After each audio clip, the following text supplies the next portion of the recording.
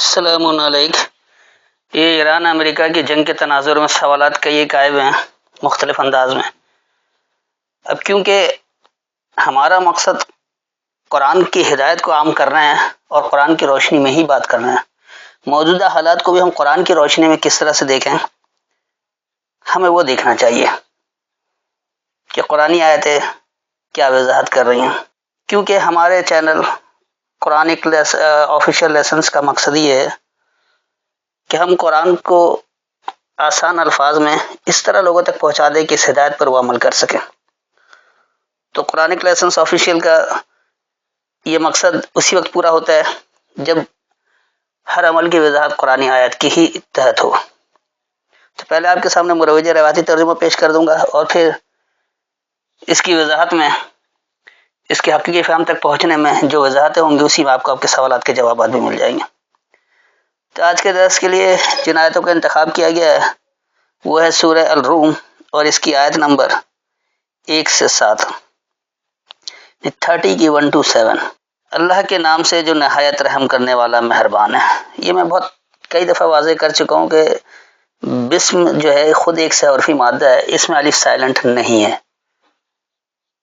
تو بسم اللہ کا مطلب اللہ کی تمانیت، الرحمن الرحیم انتہائی مہربانی سے رحم کرنے والا، تو انتہائی مہربانی سے رحم کرنے والے اللہ کی تمانیت، یعنی اللہ آپ سے کیا چاہتا ہے، اللہ کس بات پر مطمئن ہے۔ الف لام میم، اس کا تو کسی نے ترجمہ کیا ہی نہیں ہے، ایسا لگتا ہے جیسے اللہ نے فضول میں آیت لکھ دی ہے، اس کا کوئی مقصد ہی نہیں ہے۔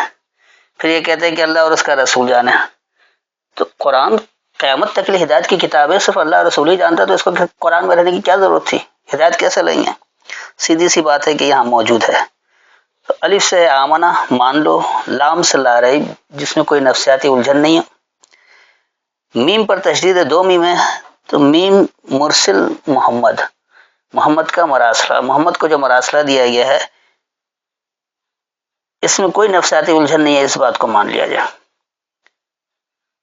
غلبت الروم، رومی قریب کی سرزمین میں مغلوب ہو گئے۔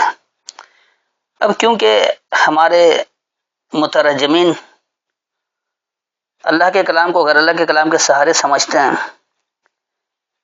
لہذا انہوں نے روایتوں کے ذریعے اس کو فٹ کر دیا کہ یہ روم اور ایران کی لڑائی تھی اور روم والے جو ہے وہ پہلے مغلوب ہو گئے تھے، بعد میں غالب آ گئے۔ تو یاد رکھیے موجودہ جو امریکہ ایران کی جنگ ہے یہ روم اور ایران کی جنگ نہیں ہے، پہلی بات تو یہ ہے۔ دوسری بات یہ ہے کہ اللہ کے کلام کو اللہ کے کلام سے ہی سمجھیں تو بات واضح ہوگی، غیر اللہ کے کلام سے سمجھنے میں ایسا ہی ہوگا کہ آپ کبھی اسے ماضی کی کتاب بنا دیں گے اور کبھی اس میں ایسی لایانی بات ہوگی جو قیامت تک کے لیے قابل عمل نہیں ہو، ایسا ہرگز نہیں ہے۔ غلبت روم کا مطلب ہے، روم کہا جاتا ہے روئیں کو، جسم کے روئیں کو کہا جاتا ہے، تو غلبت روم مغلوب ہے، ایک ایک رواں، انسان کا رواں رواں مغلوب ہے۔ کس میں مغلوب ہے؟ اب یہ دیکھیں، اور وہ اپنے مغلوب ہونے کے بعد ان قریب غالب ہوں گے۔ تو یہاں یقینی سی بات ہے کہ کوئی قریب کی سرزمین نہیں ہے اور نہ ان رومیوں کی بات ہو رہی ہے جو ماضی کا قصہ ہے۔ انسان کے ایک ایک رواں مغلوب ہے، اور کس میں مغلوب ہے؟ فی ادن الارض، کم تر پستی میں،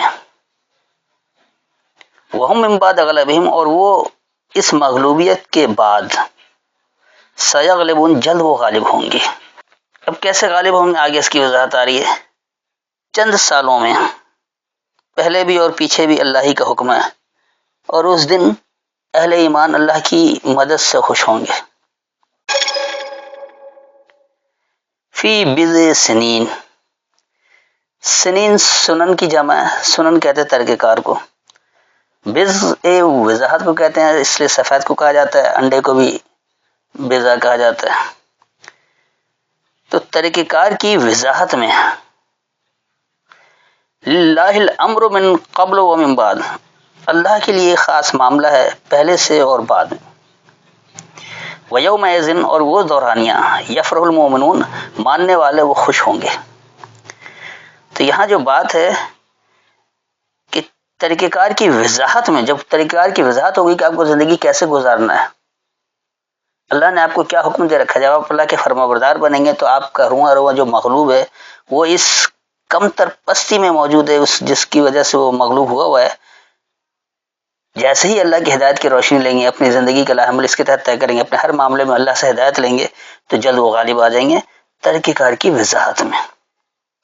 اور ایسا کس لیے کہ ہر ایک معاملہ جو اللہ ہی کے لیے، پہلے بھی اور بعد میں بھی، پہلے سے ہی معاملہ سب اللہ کا دیا، اور بعد میں بھی ایسا ہی اللہ نے جو معاملہ طے کر رکھے ہیں، اس میں ہرگز کوئی تبدیلی نہیں ہے، آدم سے لے کر قیامت تک کے لیے۔ یعنی جو پہلے انسان تھے ان کے لیے بھی اللہ کا معاملہ یہی تھا، اور جو آج ہیں ان کے لیے بھی یہی معاملہ، اور جب تک دنیا قائم ہے، جب تک قیامت نہیں آ جاتی، اس وقت تک معاملات اللہ ہی کے لیے ہیں، اس میں کوئی تبدیلی نہیں ہو سکتی۔ اور وہ دورانیہ ماننے والوں کے لیے خوش ہونے کا ہے، کیونکہ جب ماننے والے اللہ کے احکامات کے تابع ہو جائیں گے، اپنے ہر معاملے کی تصدیق قرآن آیات سے کریں گے اور اس کے تحت اپنے معاملات کو سدھار لیں گے، تو یہ خوش ہونے کا موقع ہوگا۔ یہ نہیں کہ ہم نے اپنے آپ کو مسلمان کہہ دیا تو ہم خوشی کے شامیانے بجانے لگے، ایسا ہرگز نہیں ہے۔ خوشی کے شادیانے اس وقت بجائیں جب آپ واقعی اللہ کے احکامات کے تحت اپنے ہر معاملے کو دیکھیں۔ جہاں معاملات کی عملداری کی بات ہوتی ہے تو وہ اماموں کو لے لیتے ہیں، یا حدیث کے نام پر روایتوں کو لیتے ہیں، یا سنت کے نام پر ان روایتوں کو لے لیتے ہیں، یعنی اللہ کے کلام کے بجائے غیر اللہ کے کلام کا سہارا لیتے ہیں، اپنے ہر عمل کی تصدیق غیر اللہ کے کلام سے کرتے ہیں، اور نتیجہ چاہتے ہیں کہ اللہ کے کلام سے مل جائے۔ ایسا کیسے ممکن ہے؟ ہو ہی نہیں سکتا۔ آگے آ رہا ہے کہ اللہ کی مدد وہ جس کو چاہتا ہے مدد دیتا ہے، اور وہ غالب نہایت مہربان ہے۔ بنصر اللہ، اللہ کی مدد، ینصر من یشاء، وہ مدد کرتا ہے جو یہ چاہے۔ اللہ اپنی چاہت کے تحت نہیں، انسان جب چاہتا ہے اللہ کی مدد آئے تو اللہ کا فرما بردار ہوتا ہے، اپنے ہر معاملات کو اس کا تابع کر لیتا ہے، تو اللہ کی مدد آ جاتی۔ اگر آپ اللہ کے احکامات کی خلاف ورزی کرتے رہیں گے تو کیا اللہ کی مدد آئے گی؟ ہرگز نہیں آئے گی۔ اور ایسا کس لیے اللہ بتا رہا ہے کہ وہ العزیز الرحیم، اور وہی غالب رحم کرنے والا ہے، اس کا رحم بھی بڑا غالب ہے، اسے کوئی روک نہیں سکتا، اس کی پکڑ بھی سخت ہے، اس سے بھی کوئی نہیں روک سکتا۔ اس کے فرما بردار ہوں گے تو اللہ کی مدد شامل حال ہوگی۔ اگر آپ نافرمانی کریں گے اور اللہ پر جھوٹے الزام تراشی کرتے رہیں گے کہ اللہ نے کہا یہ عمل کرو، اور وہ عمل کا اس کی تصدیق قرآن آیت نہ کرے، تو آپ کو وہ نتیجہ بھی نہیں ملے گا، ہرگز اللہ کی مدد نہیں ملے گی۔ اس کے بعد آگے اللہ کہہ رہا ہے کہ یہ اللہ کا وعدہ ہے، اللہ اپنے وعدے کے خلاف نہیں کرتا، اور لیکن اکثر لوگ جانتے نہیں۔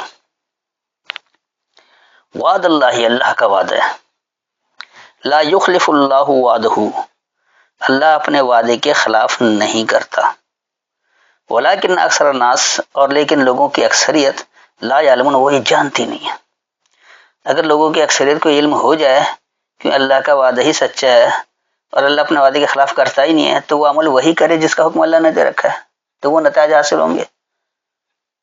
عمل اللہ کے احکامات کے تابع نہیں کرتے ہیں، نتیجہ اللہ سے چاہتے ہیں، تو ایسا ممکن نہیں ہے۔ بے شک آپ اپنے زبان سے قرآن کے ماننے کے دعوے دار رہیں، مسلمان ہونے کے دعوے دار رہیں، اور دنیا بھر میں اس بات کا بھی چرچا کرتے رہیں کہ ہم سے بڑھ کر کوئی اللہ کا ماننے والا نہیں ہے، لیکن آپ کا عمل اگر اللہ کے احکامات کے خلاف ہے، اس عمل کی تصدیق قرآن آیتیں نہیں کر رہے ہیں اور آپ اس کو کر رہے ہیں، تو یہ اللہ پر افطرا ہے، جھوٹ ہے، الزام تراشی ہے۔ تو جو لوگ اللہ پر الزام تراشی کرتے ہوئے عمل کریں اور اسے اللہ کے حکم کا نام دیں، ہرگز انہیں کامیابی نہیں ملے گی، وہ ذلیل و رسوا ہی رہیں گے۔ اس کے بعد آئیے اگلی آیت، وہ دنیا کی زندگی کے صرف ظاہر کو جانتے ہیں اور وہ آخرت سے غافل ہیں۔ یعلمون ظاہر، وہ جانتے ہیں نمایاں ہونا، غالب ہونا، من الحیات دنیا، دنیا کی زندگی سے، وہم، اور وہ عن الآخرت، آخرت کے بارے میں، ہم غافلون، وہی غافلوں میں سے ہیں۔ تو یہ تو تھا اس کا لفظی ترجمہ جو میں نے آپ کو ایک ایک لفظ کر کے سمجھایا۔ اس کا خلاصہ اچھی طرح سے دیکھ لیں اور اس کو آج کے حالات میں پرکھ لیں، ایران امریکہ کی جنگ کے تناظر میں بھی دیکھ لیں۔ سب سے پہلے تو اللہ بتا دیا کہ دیکھو اللہ کس بات پر مطمئن ہے، اللہ انتہائی مہربانی سے رحم کرنے والا ہے، لہذا اللہ کی خوشنودی کو مد نظر رکھو، اللہ کی تمانیت کیا ہے، اللہ کس بات پر تم سے مطمئن ہونا چاہتا ہے۔ اب اس کے احکامات بتا رہا ہے کہ سب سے پہلے تو آپ کو جو مراسل محمد ملا ہے قرآن کی صورت میں، اس میں کوئی نفسیاتی الجھن نہیں، اس بات کو مان لینا۔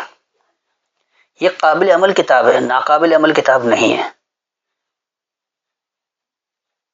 اس کی ہر آیتوں میں ہدایت کا تعلق ہے، کوئی آیت فضول میں نہیں لکھی، کوئی آیت صرف ماضی کا قصہ نہیں ہے، کوئی آیت پہلوں کی کہانی نہیں ہے۔ ہر صورت میں، ہر آیت میں ہدایت موجود ہے، اس کو سمجھنے والے ہونے چاہیے۔ اگر آپ سمجھیں گے تو اس کا فائدہ اٹھائیں گے، نہیں سمجھیں گے تو آپ کو اس کا حقیقی فائدہ حاصل نہیں ہوگا۔ تو سب سے پہلے اللہ نے وضاحت کر دی، جو مراسلہ محمد ہے، جو قرآن کی صورت میں آپ کو مراسلہ دیا گیا محمد کے ذریعے، اس میں کوئی نفسیاتی الجھن نہیں ہے، اس بات کو پہلے مان لینا۔ اس کے بعد اللہ بتا رہا ہے کہ تمہارا تو ہے کہ ایک رواں رواں مغلوب ہے، انسان خود سے کچھ نہیں کر سکتا، اس کے ہر ایک معاملے کا پیمانہ اللہ نے مقرر کر رکھا ہے۔ جتنا آپ اس کو سمجھیں گے اتنا فائدہ حاصل کریں گے، جتنا نہیں سمجھیں گے اتنا نقصان بڑھے گا، کیونکہ اللہ نے آپ کو بااختیار بنایا۔ راستے آپ کو دونوں بتا دیے ہیں، اللہ کی فرما برداری والا راستہ بھی اور نافرمانی والا راستہ بھی۔ فرما بردار بننا چاہتے ہیں تو آئیے اس کی کتاب کھول لیں، اس کی آیتوں سے اپنے ہر عمل کی تصدیق کر لیں اور پھر اس پر عمل کریں، نہیں ہوگا تو نہیں کریں گے۔ تو یہ جو انسان کا رواں رواں جو مغلوب ہے وہ کس میں ہے؟ کم تر پستی میں ہے، کیونکہ اللہ جو آپ کو دے رہا ہے وہ تو اتنی بلند تر چیز ہے کہ ہمیشہ آپ جنت میں رہیں، اور آپ گھوم پھر کر با فراغت ہر چیز حاصل کریں اور پھر بھی اس کا رزق ختم نہ ہو۔ بس اللہ نے شرط رکھی تھی کہ اس پہ ملکیت کا دعویٰ نہیں کرنا۔ مما رزقناہم ينفقون، ہم نے جو بھی تمہیں سامان نشون دیا اسے کھلا رکھنا۔ اللہ کی فرما برداری یہ تھا کہ جو اللہ نے وسائل آپ کو دے رکھے مفت فراہم کر رکھا ہے، اللہ نے اپنے وسائل کی کوئی قیمت آپ سے نہیں وصول کی اور نہ کرتا ہے۔ تو اللہ نے جو وسائل مقرر، جو بھی وسائل آپ کو دے رکھا ہے، چاہے زمین کے اندر ہو زمین کے باہر ہو، وہ سب اللہ نے مفت فراہم کیا، اللہ نے اس کی کوئی اجرت نہیں مانگی۔ تو انسان کو بھی یہی کہا کہ تم ملکیت کا دعویٰ نہیں کرنا، یہ ویسے ہی کھلا رکھنا۔ لیکن انسان الہ بننے کے چکر میں اس پر قبضہ کر بیٹھا ہے، اور وہ چاہتا ہے کہ میری حاکمیت دنیا میں قائم ہو، جبکہ اللہ کہہ رہا ہے کہ لا الہ الا اللہ، اللہ ہے حاکم اور کوئی نہیں ہے۔ تو جو لوگ اللہ کی حاکمیت کو چیلنج کرتے ہیں وہ وسائل پر قبضہ کرنا چاہتے ہیں۔ تو اب آپ دیکھ لیں کہ امریکہ ایران کی جنگ کیا ہے؟ وسائل پر قبضے کی جنگ ہے۔ امریکہ چاہتا ہے کہ دنیا کا حاکم میں بنوں، اللہ کون ہوتا ہے؟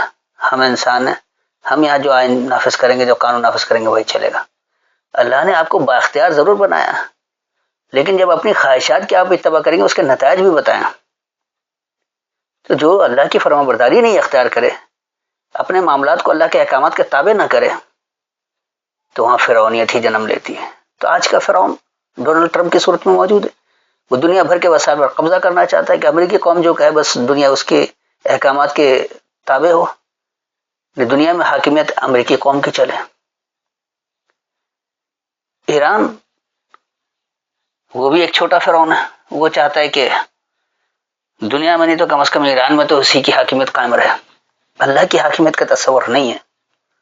آج دنیا بھر میں جتنی ریاستیں ہیں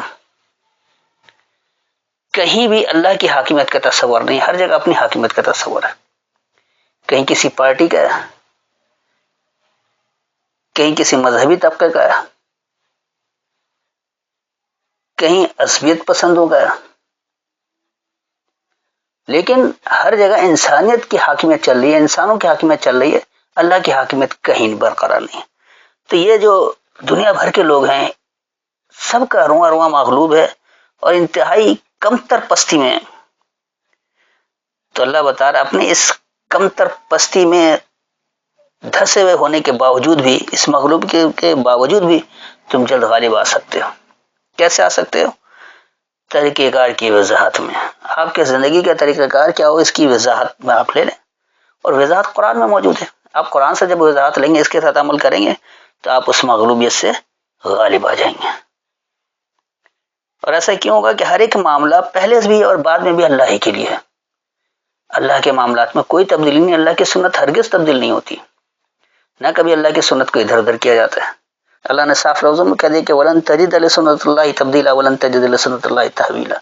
ہرگز اللہ کی سنت کو کبھی تبدیل بھی نہیں کیا جاتا اور ہرگز اسے کبھی ادھر ادھر بھی نہیں کیا جاتا، تحویل میں بھی نہیں لیا جاتا. اور اس دورانیہ جو ماننے والے کی خوشی ہوگی، جب ماننے والے اللہ کے احکامات کے مکمل تابع ہوں گے، عمل کریں گے، فرما برداری مکمل اختیار کریں گے اللہ کی، تو وہ دورانیہ وہ آ جائے گا، وہ خوشحال معاشرہ بن جائے گا کہ اس سے پھر ماننے والوں کو خوشی ہوگی، کیونکہ باکردار افراد ہوں گے، بد کرداری ختم ہوگی، بہترین معاشرہ وجود میں آئے گا، پرامن معاشرہ وجود میں آئے گا، بدامنی اور خوف اور حزن نہیں رہے گا، معیشت ترقی کرے گی، لوگوں میں رزق کے معاملے پر لڑائی نہیں ہوگی، کیونکہ کسی کو اس بات کی فکر نہیں ہوگی کہ ہمیں محنت کر کے کل کمانا ہے یا کچھ کرنا ہے. اپنی اپنی صلاحیت کے مطابق آپ اپنا کام کرتے رہیں. وسائل اللہ نے اتنے پیدا کر رکھے ہیں کہ ساری دنیا کھا لے پھر بھی ختم نہیں ہو، بس اس پر قبضہ نہیں کرنا، اسے کھلا رکھنا. تو پھر اللہ بتا رہے جب ایسے عمل کرو گے تو اللہ کی مدد بھی ہوگی، اور اللہ کی مدد اسی کی ہوتی ہے جو یہ چاہتا ہے. یعنی اگر آپ اللہ کی مدد چاہتے ہیں تو آپ کو اللہ کی فرما برداری اختیار کرنی پڑے گی. کس لیے کہ وہی غالب رحم کرنے والا ہے، اللہ کے رحم کو کوئی روک نہیں سکتا. لیکن جب آپ اللہ کے غضب کو دعوت دے رہے ہوں، اللہ کے احکامات پر عمل نہیں کر رہے ہوں، اللہ کچھ کہہ رہا ہے آپ کچھ اور عمل کر رہے ہیں اور چاہتے ہیں کہ آپ کی مدد بھی ہو جائے، ایسا ممکن نہیں ہے. آج دنیا کے کسی خطے میں اللہ کی مدد نہیں ہے، نہ ہوگی، ہرگز نہیں ہوگی، جب تک اپنے اعمال کو اللہ کے دیے گئے احکامات کے تابع نہیں کریں. آج اگر امریکہ غالب ہے تو اس کی وجہ یہ ہے کہ ان کے یہاں کم از کم اللہ کے فرما برداری بنسبت نام نہاد مسلمان ممالک کے زیادہ ہے. وہ دنیا سے تو جھوٹ بولتے ہیں، اپنی قوم کے لیے جھوٹ نہیں بولتے ہیں. وہ دنیا میں ظالم ترین شخص ہیں لیکن اپنی قوم کے لیے ظالم نہیں، اپنے ایک شخص کا بدلہ لینے کے لیے ہزاروں لوگوں کو بے گناہ مار دیتے ہیں. تو ان کے جو اعمال ہیں وہ اللہ کے دیے گئے پیمانے کے مطابق ہے، زیادہ اچھے ہیں، اس لیے وہ آج دنیا میں غالب ہے. جہاں اللہ کی فرما برداری زیادہ سے زیادہ ہوگی غالب وہی ہوں گے، جہاں نافرمانی زیادہ ہوگی وہاں ہرگز وہ غلبہ نہیں ہوگا. آج امریکی قوم غالب ہونے کے باوجود بھی خوف اور حزن کا شکار کیوں ہے؟ وجہ صرف یہ ہے کہ وہ اللہ کے احکامات کے تابع نہیں ہے. یہ ضرور ہے کہ جانے انجانے میں ان کے معاملات زیادہ بہتر ہیں بنسبت نام نہاد مسلمانوں کے. ان کے یہاں عام طور پر جھوٹ نہیں بولا جاتا، مسلم معاشرے میں عام طور پر جھوٹ بولا جاتا. ان کے یہاں قول و فعل کا تضاد نہ ہونے کے برابر ہے، مسلم معاشرے میں قول و فعل کا تعداد بہت زیادہ ہے. ان کے یہاں ناپ تول میں کمی نہیں ہے، مسلم معاشرے میں ناپ تول میں کمی ہے. ان کے یہاں ظالموں کا ساتھ نہیں دیا جاتا ہے، مظلوم کی مدد کی جاتی ہے. ہمارے یہاں جو حکمراں بن بیٹھتا ہے وہی سب سے بڑا ظالم ہو جاتا ہے اور اس کے ساتھیوں کا ہم نوائی کی جاتی ہے، اس کی دادرسی کی جاتی ہے، اور جو پارٹی کا نہیں ہے اس کی مخالفت میں ظالم کا ساتھ دیا جاتا ہے. یعنی مظلومیت کا ساتھ دینے والا نہیں، وہ عام طور پر مظلوم کا ساتھ دیا جاتا ہے. تو آپ اعمال کا جائزہ لیں کہ معاشرہ اگر کوئی ترقی کر رہا ہے، کسی معاشرے میں اگر امن اور معاشی استحکام ہے تو اس کی وجہ ان کے وہ اعمال ہیں جو اللہ کے دیے گئے پیمانے کے مطابق ہے، چاہے وہ مان کر ہو یا نہ مان کر ہو، تو نتیجہ انہیں ملنا ہے. کیونکہ اللہ عمل کا نتیجہ دیتا ہے، یہ نہیں دیکھتا کہ کوئی اللہ کو مان کے کر رہا ہے یا بغیر مانے کر رہا ہے. تو اللہ کی مدد اسی کو ہوگی جو یہ چاہے گا، جو اللہ کا فرما بردار ہوگا اسے مدد ملے گی، کیونکہ وہی غالب رحم کرنے والا ہے. پھر اللہ یہ بھی وضاحت کر دے رہا ہے کہ اللہ کا جو وعدہ ہے، اللہ اپنے وعدے کے خلاف نہیں کرتا ہے. لوگوں کی اکثریت اس بات کا علم نہیں رکھتی ہے. اگر لوگوں کو علم ہو جائے نتائج تو وہی ملیں گے جو اللہ نے بتا رکھے ہیں، تو اللہ کے مکمل فرما بردار ہو جائیں گے. لیکن انہیں یقین ہی نہیں ہے کہ اللہ بھی کوئی ہم سے وعدہ لے رہا ہے اور ہمیں وعدہ دے رہا ہے. نہ یہ اللہ کے وعدے کو یاد رکھتے ہیں، نہ اللہ سے نتائج کی توقع رکھتے ہیں، عمل اس کے خلاف کرتے ہیں، تو نتیجہ کیسے ملے گا؟ تو اللہ یاد دہانی کرا دے رہا ہے کہ اللہ کا وعدہ جو ہے وہ ایسا وعدہ ہے کہ اس کے خلاف ہرگز نہیں ہوتا. ہاں لوگوں کی اکثریت اس بات کو جانتی نہیں ہے. لوگ کیا ہیں کہ وہ دنیا کی زندگی میں نمایاں ہونے کا علم رکھتے ہیں. عام طور پر جو لوگ آج ہمارے یہاں دوڑ کس بات کی ہے؟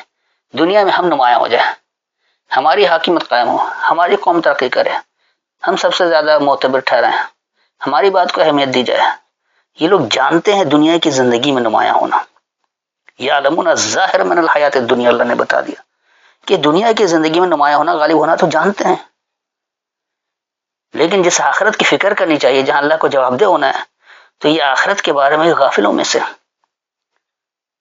اس لیے یہ اپنے وسائل کو، اپنی قوم کو، اپنی ذات کو تو فائدہ دینے کے لیے وہ کام کر لیتے ہیں، صحیح کرتے ہیں.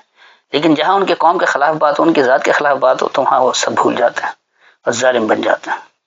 تو آخرت کے نتیجے سے وہ لوگ غافل ہیں. اللہ نتیجہ انہیں دے گا آخرت میں جو اللہ کے احکامات کی فرما برداری اختیار کریں.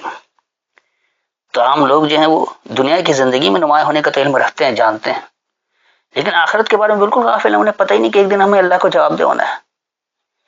اور بہت سارے لوگ اسی لیے آخرت کا انکار بھی کرتے ہیں.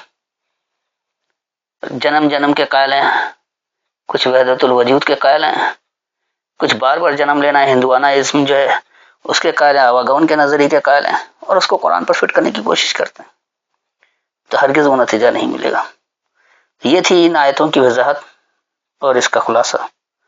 اب اس تناظر میں دیکھ لیں کہ امریکہ یا ایران کوئی فاتح نہیں ہوگا. بات یہ کہ جو اللہ کے احکامات کی فرمانبرداری اختیار کر لے گا، جو اپنی اصلاح اللہ کی آیتوں سے کر لے گا، وہی کامیاب ہوگا، وگرنہ دونوں ہی تباہ ہوں گے. تو امید ہے ہر ایک کو اپنے سوال کا جواب مل گیا ہوگا. پھر بھی اگر کوئی تشنگی رہ گئی ہو، کوئی بات سمجھ میں نہ آئی ہو، تو آیت کا حوالہ دے کر دوبارہ سوال کر سکتے ہیں. السلام علیکم.